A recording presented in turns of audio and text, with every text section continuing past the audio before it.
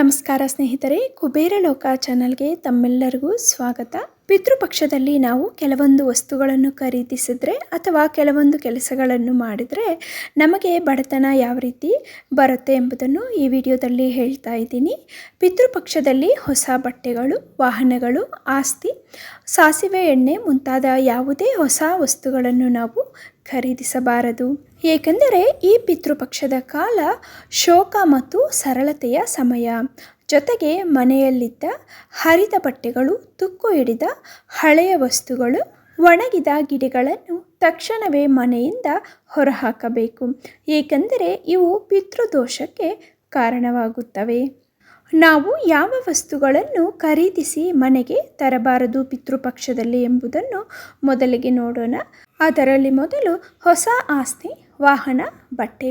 ಪಿತೃಪಕ್ಷವು ಶೋಕ ಮತ್ತು ಸರಳತೆಯ ಅವಧಿಯಾಗಿದೆ. ಈ ಸಮಯದಲ್ಲಿ ಹೊಸ ಬಟ್ಟೆ, ವಾಹನ, ಆಭರಣ ಅಥವಾ ಯಾವುದೇ ಹೊಸ ಆಸ್ತಿಗಳನ್ನು ಖರೀದಿಸುವುದನ್ನು ತಪ್ಪಿಸಬೇಕು. 2. ಸಾಸಿವೆ ಎಣ್ಣೆ.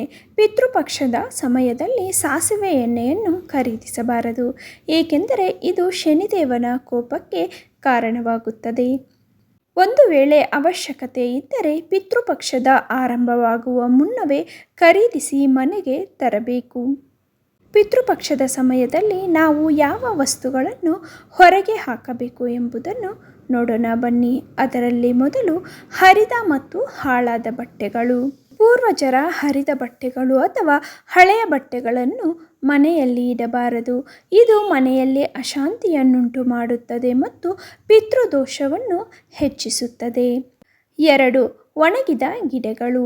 ಮನೆಯಲ್ಲಿರುವ ಒಣಗಿದ ಗಿಡಗಳು ಮತ್ತು ಮರಗಳನ್ನು ಪಿತೃಪಕ್ಷದ ಆರಂಭವಾಗುವ ಮುನ್ನವೇ ತೆಗೆದುಹಾಕಬೇಕು. ಇವು ಮನೆಯಲ್ಲಿ ನಕಾರಾತ್ಮಕ ಶಕ್ತಿಯನ್ನು ಹರಡುತ್ತವೆ. 3.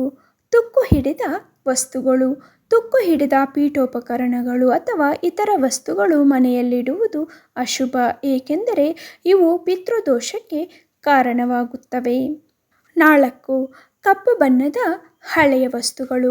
ಪೂರ್ವಜರು ಬಳಸಿದ ಹಳೆಯ ಕಪ್ಪು ಬಣ್ಣದ ವಸ್ತುಗಳಾದ ಕೋಲು, ಕನ್ನಡಕ, ಉಂಗುರಗಳು ಇತ್ಯಾದಿಗಳನ್ನು ಮನೆಯಿಂದ ತೆಗೆದುಹಾಕಬೇಕು. ಇವು ಮನೆಯಲ್ಲಿದ್ದರೆ ನಮಗೆ ಅಶುಭಕರ. ಪಿತೃಪಕ್ಷದಲ್ಲಿ ನಾವು ಪಾಲಿಸಬೇಕಾದ ಇತರೆ ನಿರ್ಬಂಧಗಳು ಯಾವುವು ಎಂಬುದನ್ನು ನೋಡೋಣ ಬನ್ನಿ. ಮೊದಲು ಶುಭ ಕಾರ್ಯಗಳು. ಮದುವೆ, ಗೃಹ ಪ್ರವೇಶ ಅಥವಾ ಇತರ ಶುಭ ಕಾರ್ಯಕ್ರಮಗಳನ್ನು ಈ ಸಮಯದಲ್ಲಿ ಮಾಡುವುದನ್ನು ನಾವು ತಪ್ಪಿಸಬೇಕು. 2. ಕೂದಲು ಮತ್ತು ಉಗುರು ಕತ್ತರಿಸುವುದು. ಕೂದಲು ಅಥವಾ ಉಗುರುಗಳನ್ನು ಕತ್ತರಿಸುವುದನ್ನು ಅಶುಭವೆಂದು ಪರಿಗಣಿಸಲಾಗುತ್ತದೆ ಮತ್ತು ಅದನ್ನು ನಾವು ತಪ್ಪಿಸಬೇಕು. 3. ಮಾಂಸಾಹಾರ ಸೇವನೆ. ಈ ಸಮಯದಲ್ಲಿ ಮಾಂಸಾಹಾರ ಮತ್ತು ಮದ್ಯಪಾನದಿಂದ ದೂರವಿರಬೇಕು. 4. ರಾತ್ರಿ ಪ್ರಯಾಣದಿಂದ ದೂರವಿರಿ.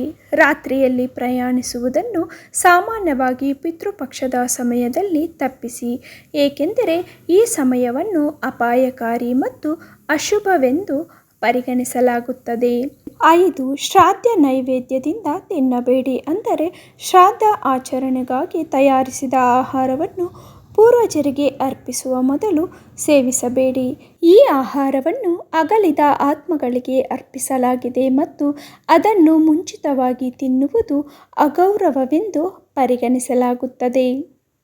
6. ಬ್ರಾಹ್ಮಣರು ಮತ್ತು ಅತಿಥಿಗಳನ್ನು ಅಗೌರವಿಸಬೇಡಿ. ಈ ಸಮಯದಲ್ಲಿ ಬ್ರಾಹ್ಮಣರು ಮತ್ತು ಅತಿಥಿಗಳನ್ನು ಅತ್ಯಂತ ಗೌರವದಿಂದ ನಡೆಸಿಕೊಳ್ಳಿ, ವಿಶೇಷವಾಗಿ ಶ್ರಾದ್ದ ಆಚರಣೆಗಳಲ್ಲಿ ತೊಡಗಿರುವವರನ್ನು.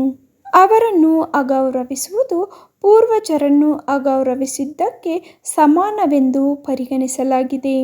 ಪಿತೃಪಕ್ಷದ ಸಮಯದಲ್ಲಿ ಈ ಚಟುವಟಿಕೆಗಳನ್ನು ನೀವು ಮಾಡದಿದ್ದರೆ ನಿಮ್ಮ ಪೂರ್ವಜರಿಗೆ ಗೌರವವನ್ನು ತೋರಿಸಿದಂತಾಗುತ್ತದೆ.